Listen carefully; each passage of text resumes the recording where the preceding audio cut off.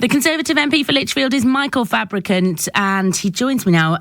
Been a long-standing critic of HS2, I think it's fair to say, and we thought we'd get his thoughts this morning. Good morning, Michael.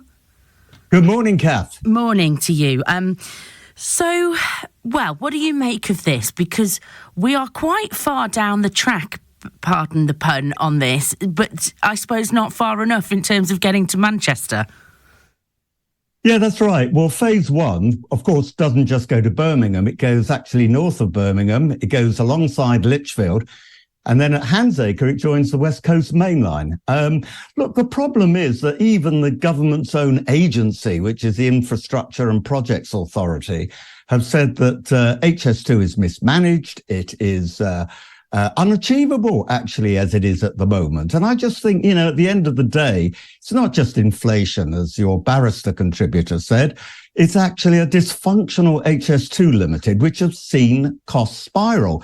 And as far as levelling up is concerned, all the people I know in the north of England would rather have better east-west connections linking Manchester. And incidentally, Andy Burnham has mentioned this too, the mayor of Manchester, linking Manchester to Leeds and Sheffield and across to Liverpool too. And that would be far more effective. Now, to say that, therefore, high-speed trains can't then go if they decide to stop it at the end of phase one to Manchester is actually not technically correct, because the line, as I said, will go up to Handsacre, where it joins the West Coast Main Line.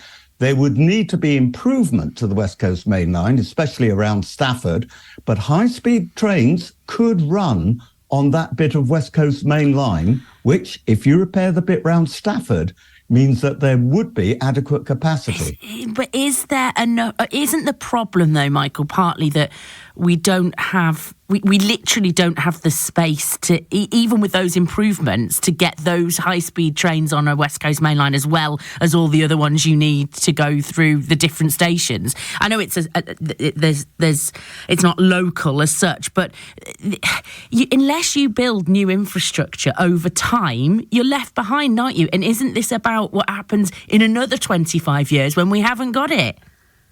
Well, you could argue we're being left behind anyway, because ever since COVID, commuting patterns have changed. First of all, number of season tickets has dropped by 30 or 40%. And it's not because of COVID. It's because people learned during COVID to do stuff through Zoom and remotely. I mean, I spoke in Parliament about twatism, which is where people just work Tuesdays, Wednesdays and Thursdays. And that's more and more common. Mondays to Fridays they work as well, but they work from home. And many more work for 3 days a week from home. You could actually argue that the concept for HS2 was of its time, but that time has passed. But it's too big a thing, though, isn't it, to say that's of its time and now we're just going to stop it? Because, Sir David Higgins... We're not going to stop it, are we? We're going to... I don't think there's any argument to stop it, as much as I would dearly love to stop it. I might add very briefly that the original plan for HS2 I totally supported. That would have linked it to HS1 and the Channel Tunnel and Paris.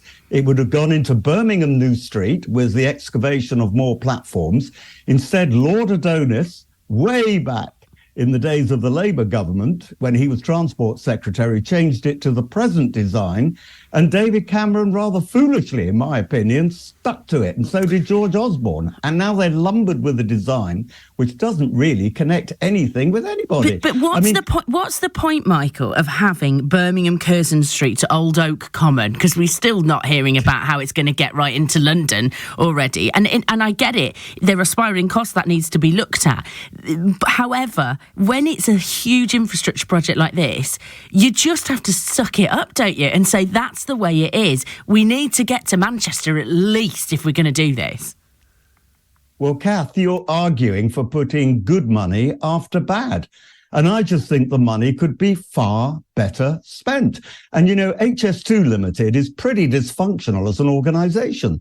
The left hand doesn't seem to know what the right hand is doing. My gosh, I've experienced all of that as it goes through Staffordshire and my part of Lichfield. People just don't know what's going on. And I'm not just talking about myself and constituents. I'm talking about HS2 people. don't know what's going on. And that's got nothing to do with the government consideration. That's all to do with management at the top. They really are very, very poor at communicating with each other. No, it can't go on as it's doing. First of all, there's the whole question of need. Do we really need it? And secondly, there's the whole question of, well, is it really worth it in the 21st century? And I would argue no, because it doesn't connect with Europe. It doesn't go into Birmingham New Street. It's a disconnected railway. It's like when I had my little Hornby 00 train set, which went round and round in circles. And of course, it was a toy train. So it didn't actually connect anybody with anything. But it's Curzon Street is not a long way out of Birmingham, is it? So it does connect. It does connect those cities that haven't seen the investment that they should have. So if you're looking at Manchester, Leeds and Birmingham, when you're looking at brain drain and things like that and investment, this was a way of plumping up that. I mean, do you not see any benefit from it for your neck of the woods? No. And in fact, in France and Germany, where they have high-speed trains, and I would remind everybody that they don't have the planning laws that we have in Britain, and also they have less than half the density of population. So there's a big difference when you compare sort of bulldozing their version of HS2. By the way, also, the trains in France and Germany generally run a lot slower than the UK, apart from the high-speed trains. So don't forget that London North Western run at 110 miles an hour. The Pendolino runs at 125 miles an hour. In France and Germany, commuter trains run at about half that speed. And no, I don't think there's a big issue about Manchester losing out, because in France and Germany, it's Berlin and Paris which have benefited, and not the regional towns.